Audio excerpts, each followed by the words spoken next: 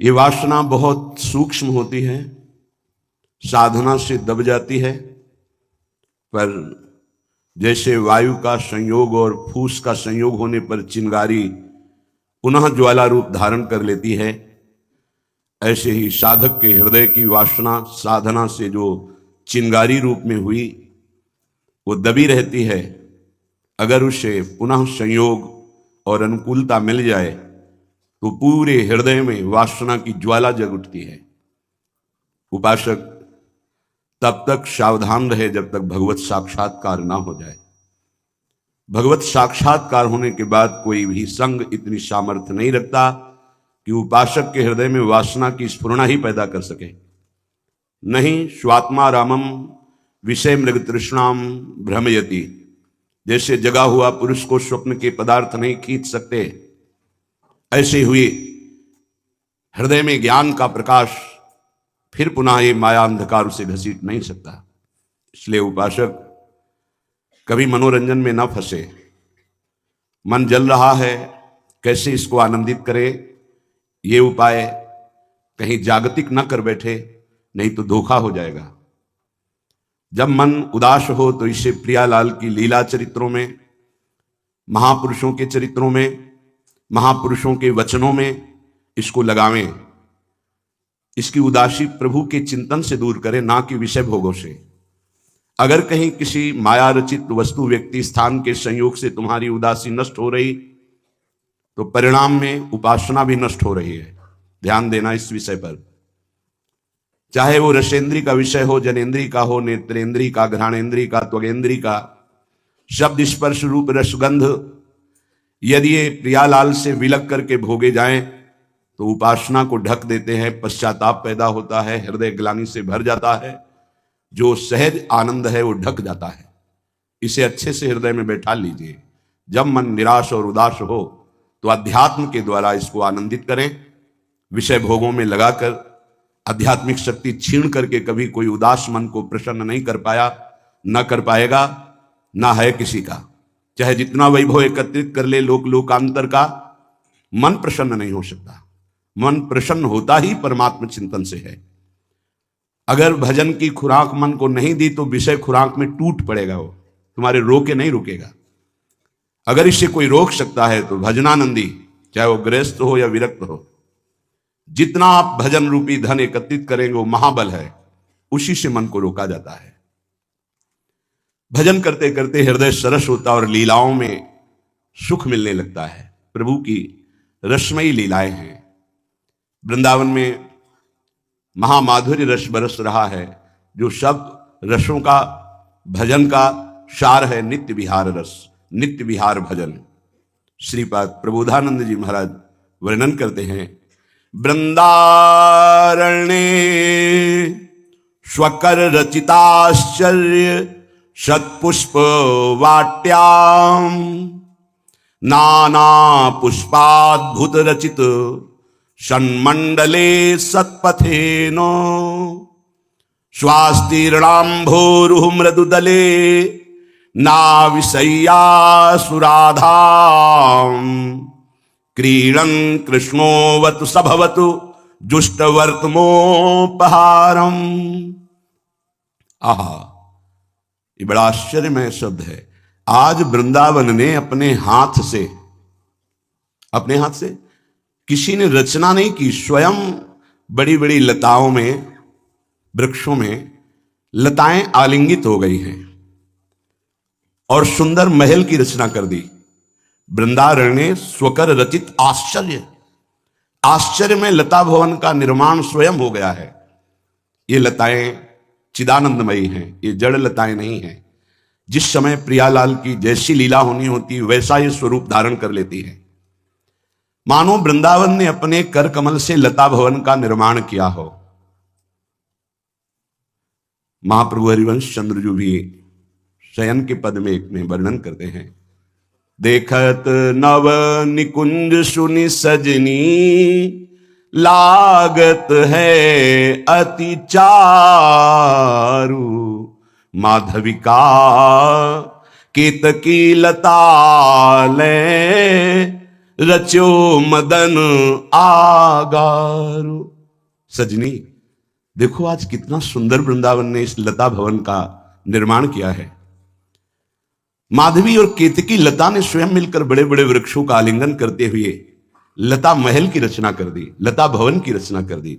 कितना सुंदर लग रहा है, मानो साक्षात काम का आगार हो, काम का ही भवन हो। काम अर्थात वृंदावन में महाप्रेम, मानो महाप्रेम रूपी लताओं ने ही भवन रूप धारण किया। श्रीपाद उसी को कह रहे, वृंदारण्य स्वकर रचित आश्चर्यम। बड़ा आश्चर्य है कि जहां जैसी झालर चाहिए, जहां जैसा कंगूरा चाहिए, जहां जैसा निर्माण चाहिए, लताओं ने स्वयं वो रूप धारण कर लिया है।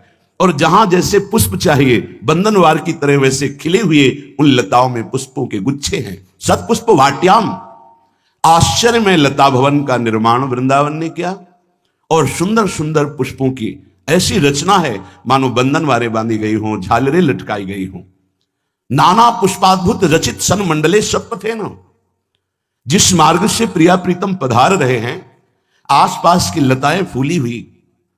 अब प्रेम में, हृदय में ये भावना, उस भावना में ये वृंदावन प्रकाशित होता है। जिस पथ से प्रियालाल पधारेंगे, बड़ी सुंदर पुष्पों की गादी है, ऊपर से पुष्पों का पराग है, फिर सुंदर इत्र का छिड़काव है। आसपास से झूम झूम कर लताएं भूमि को स्पर्श करती हुई इतनी सुंदर खिली हुई है कि प्रियालाल को देख करके ही आनंद उन्मत्तता होती है।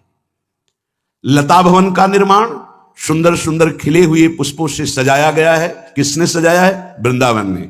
वृंदारण्य स्वकर रचिता आश्चर्यम सत्पुष्प वाट्याम नाना पुष्पाद्भुत रचित सन्मंडले सत्पथेन। सुंदर मार्ग में और उस लता भवन में बड़ी ही पुष्पों की कारीगरी की गई। जगह जगह ऐसे चित्रों की रचना, ऐसी चौक पूरी गई है जिससे प्रियालाल को आनंद बढ़े। ऐसे पशु पक्षियों का लताओं ने निर्माण किया है। दूर से लगता है वो मयूर बैठा है, वो शुक बैठा है, वो सारिका बैठी। बड़ा आश्चर्य में मंडप है। स्वास्तिरणाम भोरु मृदुदले नाभिशय्यासु राधाम क्रीडन। हमारी प्रिया जो आकर यहां विराजमान होंगी तो मृदु मृदु दलों से, कोमल कोमल कोपलों से वृंदा सखी ने सैया की रचना की है। ये वृंदावन की अधिष्ठात्री देवी है। बहुत ही सुंदर कोमल कोमल पल्लवों से, कमल के दलों से आच्छादित सैया की गई है। अब उस पथ से अभिसार करते हुए हमारी जुगल जोरी सरकार पधार रही है। श्री ध्रुवदास जी कह रहे हैं, सांवरे किशोर लाल लाडली किशोरी गोरी बाहाजोरी एक संग नीके देखी पाए है। सब सखियां देख रही मार्ग की तरफ। जो शतपथेन कोमल कोमल पुष्प दलों से गादी बिछाई गई है मार्ग में, सुंदर कोमल सुगंधित पराग, सुगंधित द्रव्य छिड़का गया है। उसके ऊपर अति सुकुमारी लाडली पी किशोर सुकुमार धीरे धीरे लता भवन से निकलकर इस मंडप में पधार रहे। तो सब सखियों की दृष्टि लगी। देखा सांवरे किशोर लाल लाडली किशोरी गोरी बाहाजोरी एक संग नीके देखी पाए हैं। सब सखियां पधार रहे हैं। नवीन जलधर की सी अंग कांति करोड़ों कामों को मूर्छित कर देने वाली, जिनकी मुस्कान, जिनका लावण्य, ऐसे लालजू श्री लाडली जू के गले में गलवहियां दिए हैं। और अनंत बिजलियों की सी गोरी कांति जिनके श्री अंग से प्रकट हो रही, ऐसी महासौंदर्य समुद्र जो लालजू के चित्त को चुराने वाली हैं, वो प्रिया जो लालजू को गलवहियां दिए हुए हैं। युगल सरकार परस्पर गलवहियां दिए हुए आ रहे हैं। ऐसी सांवरी गोरी जोड़ी है। ये सखियां एक संग निरख रही हैं। कंचन के कंजनी की कुंजनी में बैठे सखी। जो पहले से सुंदर सुंदर स्वर्णिम कमल दलों से सुंदर सुंदर नई नई कोपलें जो हैं उनसे सैया रची गई थी, युगल सरकार धीरे धीरे कदम बढ़ाते हुए आते हैं और उस लता मंडप में, लता मंदिर में उस सैया पर विराजमान होते हैं। एक एक क्षण की शोभा का सखी जन पान कर रहे। आते हुए गलवहियां दी हुई। अब दोनों युगल सरकार शैया पे विराजमान हैं। कंचन के कंजनी की कुंजानी में बैठे सखी, बीती रति के लिनिशी तो ना अघाए हैं। युगल सरकार बैठे, मिथुन हास परिहास परायण, पीक कपोल कमल पर झुरी, गौर श्याम भुज कलह मनोहर। अद्भुत महाप्रेम रस वार्ता होती है, हास परिहास हो रहा है। समस्त सहचरियां एक एक इंद्रिय से प्रियालाल का पान कर रही, नेत्र इंद्रिय से रूप का, श्रवणेन्द्रिय से जो प्रिया प्रीतम परस्पर अमृतमयी वार्ता कर, एक एक अक्षर में प्रेमामृत बह रहा है। उनकी चितवन, उनकी मुस्कान, उनकी वाणी, उनका हास परिहास, ये सखियां पान कर रही।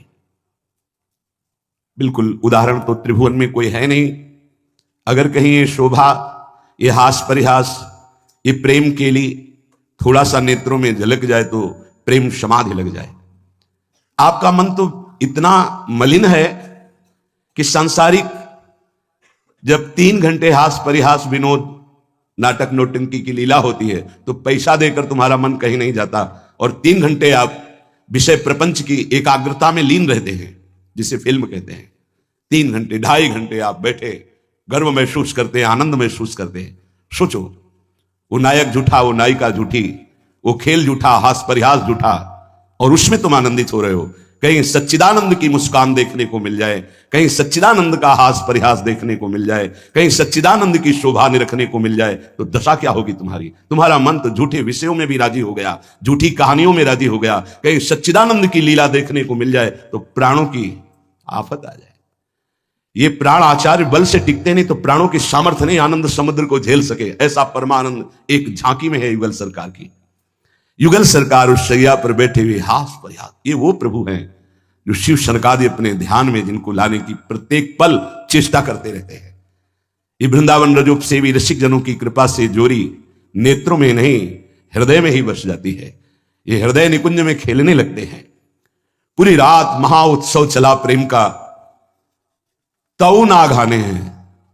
सखियां इस प्रेम चेष्टा को देखकर नहीं अघा रही, और प्रियालाल इस प्रेम चेष्टा की क्रीड़ा से नहीं अघा रहे। बड़े चतुर शिरोमणि लाल जो हैं, पर हमारी लाडली जू के सामने इनकी एक भी चतुरता नहीं चलती। भोरी हैं हमारी प्रियाजू, पर 64 कला प्रवीण हैं। रूप राशि अति चतुर शिरोमणि। लालजू बहुत चतुर शिरोमण हैं, दृष्टि कहीं और है और स्पर्श कहीं और करना चाहते हैं। कैसे कोई जान पाएगा? दृष्टि कहीं और है तो लगता है इधर, लेकिन चतुर शिरोमणि प्रियाजू समझती है। तो हारनी के ब्याज पिय छुयो चाहे उर्जनी, प्रिया जानी अंचल सो तब ही दुराए हैं। हित ध्रुव परम प्रवीण को अंगनी में, समुझी समुझी मन दो मुस्काए हैं। परम प्रवीण श्री प्रियाजू के आगे लालजू की एक चतुरता नहीं चलती प्रेम क्रीड़ा में। यद्यपि प्रेम कला में दो परम प्रवीण हैं, एक दूसरे की प्रवीणता देखकर दोनों मुस्कुरा रहे हैं, और प्रियालाल की प्रवीणता को देखकर सखिया आनंद मगन हो रही। अद्भुत कुंज में अद्भुत विलास करते हुए लाल पीत फूलनी की कुंज सुख पुंज मध्य, लाल पीत बागे तन दो लाल पहिरे, भूषण की दुति प्रति अंगनी में झलकत, मानो रूप सिंधु ते उठती है लहरें। मंद मंद हंसी कछु रंग भी नी बातें करे, बेसरी के मोती दो छवि सो थर हरे। हित ध्रुरी जिरीजी रहे रति रस भीजी, अंचल निसुधि भूली परे सुख गहरे। सुंदर सुंदर अरुण वर्ण के पीत वर्ण के फूलों की कुंज सजी हुई है। मध्य में अरुण वर्ण के पीत वर्ण के फूलों की शैया पर अरुण वर्ण के पीत वर्ण की पोशाक धारण किए हुए हमारे युगल सरकार विराजमान है।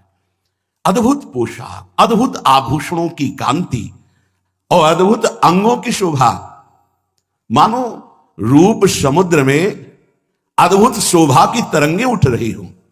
ऐसे युगल सरकार मंद मंद मुस्कुराते हुए कुछ रंग भीनी बातें कर रहे हैं। जब बातें करते हैं तो बेसर का मोती श्वास लगने से हिलता है, अद्भुत शोभा हो रही है। प्रिया प्रीतम परस्पर रीझ रहे और सखियां रीझ रीझ कर प्राण न्यौछावर कर रही। ये महासुख चिंतन का है। वृंदावन के रसिक परमहंस इसी शोभा, इसी रस में सदैव डूबे रहते हैं। श्रीपाद प्रबोधानंद जी महाराज कह रहे हैं, धन्य है उनका जीवन जो राधा क्रीड़न कृष्णोवतु, जहां श्री प्रिया प्रीतम क्रीड़ा कर रहे हैं वहां दृष्टि पहुंच चुकी है। धन्याति धन्य उनका जीवन है जो युगल सरकार की रूप माधुरी, केली माधुरी का पान करके जिनका हृदय पूर्ण रहता है। लोक लोकांतर की कोई पदवी, मोक्ष आदि की भी जिनकी चाह नहीं रह गई, वो इस रस का रसास्वादन करते हैं। उपासक अगर कोई वासना रखेगा तो इस उपासना की सिद्धि में बहुत विलंब हो जाएगी। सच्ची कहते हैं कहीं सुख नहीं है। आपका मलिन हृदय इसलिए हर जगह आसक्ति बस चिपक रहा है, ये भोग, ये सुख, ये सुख, ये सुख। सच्ची कहते हैं निर्मल हृदय से अगर आप देखोगे तो इस माया रचित बनावटी संसार में सुख कहां है। किसी को भी मिला होता आज तक तो इतिहास में, शास्त्र में कोई लिख देता मैं परम सुखी हो गया, कहीं सुख नहीं। आप अपने जीवन को साक्षी करके देखिए, आप अपने हृदय के न्यायाधीश बनिए और बोलिए आज तक आपको किस भोग में सुख मिला। तत्कालिक आपकी तन्मयता के कारण आपको लगता है कि मैं भोग रहा हूं अमुक पदार्थ, अमुक भोग, उसमें सुख है, लेकिन थोड़ी ही देर बाद फिर आप निर्णय कीजिए जो आपने भोगा वो क्या था। फिर और थोड़ी देर बाद तो आप देखेंगे नवीन तृष्णा पैदा हो गई पुनः भोगने की, कि अभी तो अनुभव नहीं हुआ, एक बार फिर देखता हूं। इसका मतलब वहां सुख नहीं है। इसलिए पूज्यपाद श्री उड़िया बाबा जी महाराज कहते हैं, अय उपासक, मन में यदि कोई वासना रखोगे तो तुम्हारा पुनर्जन्म निश्चित है। बहुत ध्यान से सुनिएगा, ये बड़े न्यायाधीश हैं, ये ब्रह्म प्राप्त, भगवत प्राप्त महापुरुष जो बोलते हैं, यही प्रमाण माना जाता है। अगर आप महान पाप किए हैं और कोई महात्मा कहते जाओ कुछ नहीं, सब ठीक है, एक भी पाप का दंड आपको नहीं मिलेगा, सच्ची माना ना। ये न्यायाधीश हैं, ये बड़े बड़े महापुरुष, इसीलिए इनसे जो लाभ मिलता है वो भगवान से भी बढ़कर लाभ कहा जाता है। क्योंकि भगवान में तो जब पूर्ण शरणागति होती तब हम तो हम सर्वपापेभ्यो मोक्षयिष्यामि मा शुचा, और पूर्ण शरणागति यही महापुरुष जन कराते हैं। एक एक शब्द पर कभी संशय मत करना। ये जीवन का वो सूत्र है जिनके आधार पर बाल्यावस्था से चला गया है। अय उपासक, अय साधक, मन में यदि कोई वासना रखोगे तो पुनर्जन्म तुम्हारा निश्चित हो गया है। होश में हो जाओ। वासना, ये भोग लूं, ये देख लूं, ये चाहत है, इसके सिवा हम नहीं कुछ पसंद करते, इसके बिना हम नहीं जी सकते, ये सब वासना। हिरण में ममता हो गई तो भगवान के पुत्र हैं, भगवान ऋषभ देव जी के पुत्र हैं भरत जी महाराज, अगला जन्म हिरण का हुआ। स्त्री में आसक्ति हो गई पुरंजनी में तो पुरंजन का अगला जन्म स्त्री का हुआ। अगर कोई भी वासना है आपका जन्म होगा, प्रमाण से कहते हैं बाबा। प्रार्थना करते हैं कोई वासना रहने ना पावे, नहीं तो अगला जन्म हो जाएगा, बड़ा निकृष्ट भी हो सकता है। हम एक बहुत बड़े महात्मा की बात बता रहे हैं, बाबा कह रहे हैं, जब हम राम घाट में रहते थे गंगा की, तो एक बड़े अच्छे महात्मा वहां थे। उन्होंने एक अपनी कुटिया बना रखी थी। एक दिन उनके कोई बड़े धनी मानी भगत आए और सोने की कई मुहरें चरणों में रखी, भेंट में रखी। उन्होंने सोच करके ले लिया कि संत भंडारा करेंगे, और गीता जी के एक बस्ते में बांध कर रख दिया। वस्त्र को आवेष्टित करके ग्रंथ को जब रखा जाता है तो उसे बस्ता कहते हैं। एक रस्सी होती और उसको जब ऐसे करके कई बार लपेटा, उसी में वो स्वर्ण की मुद्राएं रख दी, मोहरें। सोचा कि कभी समय आएगा तो हम भंडारा कर देंगे। कुछ संतों ने उनसे कहा चलो तीर्थ यात्रा करने बद्री नारायण चलते हैं। चिंतन में आया कि वो मोहरे रखी, भंडारा करना था, पर संतों से कह नहीं पाए और चले तो बद्री नारायण नहीं पहुंच पाए, रास्ते में ही प्राण निकल गए। प्राणों का क्या भरोसा, कौन सा कदम आखिरी होगा किसको पता, कौन सी श्वास आखिरी होगी किसको पता। इसलिए बहुत चतुर सुजान वो हैं कि कोई संकल्प नहीं रहने देते, नहीं रखना चाहिए। चतुर सुजान साधक कल हम ये करेंगे, नहीं नहीं, अगर श्री जी ने चाहा तो कल ऐसा हो जाएगा। शब्दों में बंधना, शब्दों में ही मुक्त होना, संकल्प में ही बंधना और संकल्प से ही मुक्त हो जाना, दोनों बातें हैं। कल मुझे अमुक जगह जरूर जाना है, तुरंत अंदर से हाँ श्री जी ने चाहा तो जरूर चले जाएंगे। वाणी से भले चूक हो जाए, अंदर से चूक नहीं होनी चाहिए। तत्काल आराध्य देव को बीच में लो, नहीं फंस जाओगे। एक बार भी आराध्य देव को बीच में नहीं लिया, रास्ते में प्राण निकल गए। चिंतन चल रहा था कि लौट के आएंगे तो स्वर्ण मुद्राएं जो रखी उनको बेच करके फिर भंडारा करें। सद इच्छा भी नहीं रखनी, ये बहुत सूक्ष्म विषय है। अब उनका शरीर छूट गया। शरीर जब छूट गया तो शरीर की अंतिम क्रियाएं हुई जो संत की होती। 16 दिन बाद कुछ संतों को प्रसाद पहुंचाया गया। महीना व्यतीत हुआ महाराज की कुटिया की जो सेवा सफाई में, तो बस्ता एक ऊंचे पे दिखाई दिया। देखा कि गुरु जी की गीता रखी हुई है। कोई बात नहीं है, कभी समय आएगा तो पढ़ेंगे, गुरु जी की गीता है। रात्रि में स्वप्न हुआ उनके शिष्य को कि बेटा मैं पतित हो गया, चूक हो गई। अंतिम समय स्वर्ण मुद्रा का ध्यान होने के कारण मैं सांप बनकर उसी बस्ता में बंधा हुआ हूं। जब तक स्वर्ण मुद्राएं बेचकर संत सेवा नहीं करोगे, मुझे सांप की योनि मिली है। पूज्य पादुड़िया बाबा भी वहीं रामघाट में थे। उन्होंने स्वप्न सुनाया कि ऐसा ऐसा गुरुजी का स्वप्न देखा। तो सब संत एकत्रित हुए, सबके सामने जो ही बस्ता खोला गया सही नवीन अवस्था का सर्प फड़ काट के खड़ा हो गया। स्वप्न सच्चा निकला, क्योंकि वो आदेश हुआ था गुरु जी का। वो एक स्वप्न नहीं था, वो एक आदेश था। इसलिए सब संतों को एकत्रित किया था कि ऐसा कुंडली मारे फन काढ़े उन्हीं स्वर्ण मुद्रा के ऊपर वही महात्मा जी, क्योंकि स्वप्न में बता चुके थे। उस वस्त्र में देखा गया कोई छिद्र नहीं था जिससे सर्प घुसकर पहुंच सके स्वर्ण मुद्रा तक, क्योंकि कई लपेट होते हैं बस्ता में। यह देखकर सब महात्मा आश्चर्यचकित हो गए कि भाई थोड़ी सी असावधानी हुई कि स्वर्ण मुद्रा का चिंतन बना तो सर्प होकर के गुरु जी को बैठना पड़ा। उस सर्प को बड़े सम्मान, किसी को कुछ नहीं काटा, कुछ नहीं छेड़ा, उसको बहुत सम्मान से आदर पूर्वक जंगल में जाके दुखी होकर शिष्यों ने छोड़ा और उन मोहरों को बेचा गया। संत भंडारा हुआ, उनकी जो ही वासना की पूर्ति हुई, ये वासना बन गई थी, तो ही शरीर छूटा उनका और अपनी गति को प्राप्त हुए। इसलिए उपासक, ये सदवासना थी। सदवासना जब बंधन को प्राप्त करा सकती है तो असद वासना कौन कौन सी दुर्गति देगी, ये बहुत सूक्ष्म विषय है। एक महात्मा पधार रहे थे तो वृक्ष के नीचे लेटे थे, ऊपर आम का फल था। पके हुए आम के फल में दृष्टि चली गई। अंतिम समय तो उसी में कीड़ा बनकर आम के पेड़ में आए। शिष्य समर्थ थे, उनको ध्यान के द्वारा जब पता चला तो उन्होंने फिर भजन बल से अपने गुरु जी का उद्धार किया। कई बार ऐसा देखा गया है कि शिष्य के द्वारा गुरु को भगवत साक्षात्कार होता है। सुतीक्ष्ण जी को पहले से ठाकुर जी का साक्षात्कार हुआ, साथ लेकर फिर अपने गुरु जी के पास साक्षात्कार करवाने प्रभु को गए। बड़ी महिमा है भजन की।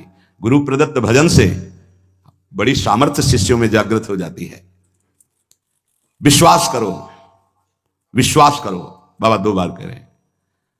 जो कह रहे हैं उस पर विश्वास करो। कोई वासना मत रहने दो, ढूंढ ढूंढ करके वासना को नष्ट कर दो। तुमसे ना नष्ट होती हो तो गुरुजनों के सामने रख दो, प्रभु के सामने रख दो। प्रभु इस वासना को नष्ट कर दो। देख लो, भंडारे की वासना ने सांप बना दिया, मृग की वासना ने मृग बना दिया, हिरन बना दिया। हमारी इतनी वासना है, हमारा क्या होगा? कभी विचार किया है अंदर बैठ के? कितनी बाजार लगी वासना की। ये सब वासनाएं कट जाएंगी यदि एक सूत्र रख लो, श्री जी की इच्छा। ऐसा करेंगे, हाँ श्री जी की इच्छा से, अंदर से ऐसा, हाँ प्रियाजू की जैसी इच्छा।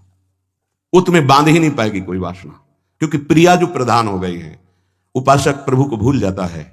जब कोई वासना होती तो अपना ऐसा अंधकार पैदा करती है कि प्रभु को भूल जाता। जैसे भरत जी भूल गए, जिन प्रभु के स्मरण में बाधा ना पड़ जाए, राज रानी राजपुत्र और राज्य का त्याग कर दिया। वही हिरन की बाधा को कैसे स्वीकार कर लिया कि प्रभु का विस्मरण हो रहा है, प्रभु की सेवा छूट रही हो, हिरन के दुलार में घूम रहे हैं, हिरन बनना पड़ा। बहुत सावधान। अगर हम सब सावधानी पूर्वक उपासना करें तो इसी जन्म में हम जीवन मुक्त हो जाएं। गुरुदेव, इष्ट, इष्ट का मंत्र और माला, ये साधना की 4 विशिष्ट पद हैं। गुरुदेव, इष्ट देव, इष्ट मंत्र और जिससे माला, जिससे मंत्र जपते हैं। इनमें एक भी नहीं बदलना चाहिए, बहुत जल्दी सिद्ध हो जाएगा। माला ऐसे नहीं कि गंदी हो गई फेंक दी, दूसरी नई माला ले ली, टूट गई मुझसे, या माला की थैली, दोनों। एक उपासक के पास फटी हुई बहुत मलिन थैली थी, हमने कहा बदल दो ना, नहीं गुरु प्रदत्त है, ये आजीवन चलेगी। ऐसे बहुत जल से धो देंगे, यमुना जी में धो देंगे, बदल तो नहीं सकते, आजीवन के लिए। अच्छा लगा, ठीक है, गुरु प्रदत्त है, इसे बदल नहीं सकते। माला झोली यहां रोज नई चमकती हुई, देखो ध्यान दीजिए, गुरु, इष्ट, इष्ट मंत्र और माला, ये चारों बहुत जल्दी परिपक्व अवस्था प्रदान करती है। इनमें से एक भी यदि बदला जाए तो बेविचार दोष उत्पन्न हो जाएगा। गुरु, इष्ट देव, इष्ट मंत्र, मंत्र जपने की माला और माला झोली सहित, इसे खिलवाड़ ना समझे। यदि तुम किसी की माला चुरा लेते हो तो कभी तुम्हें उसके जपे हुए का फल नहीं मिलेगा। और यदि तुम्हारी माला कोई गिर जाए, भूल जाए, कोई चुरा ले, तो तुम्हारे आधे भजन का प्रभाव निष्फल कर दिया जाएगा। ये न्यायाधीश बोल रहे हैं। माला प्राणों से भी अधिक प्यारी रखी जाती है, ऐसे नहीं कि जहां मन आया वहां रख दिया, नहीं, सदैव अपनी छाती से माला लगा के रखी जाती है। अगर कोई बात करनी, कोई सेवा करनी, तो माला को यहां ऐसे रख लिया, गले में डाल लिया कि नहीं से। अब कुछ लोग ऐसे नहीं रखी जाती, अगर माला रखना भी है तो उसके नीचे आसन होना चाहिए, उससे मंत्र जपते, खिलवाड़ नहीं।